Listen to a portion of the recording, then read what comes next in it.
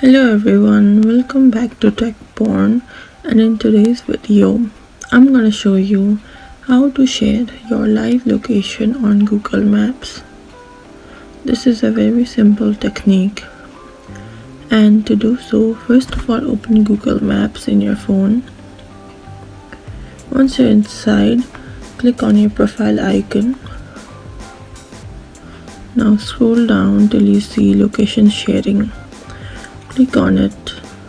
Now click on new share to add a new person to share your location with, and you can choose for how long you want to share the location with the certain person with.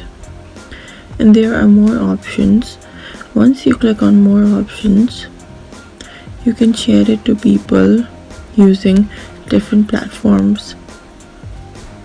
Now once you click on share, now select the contact and click on share.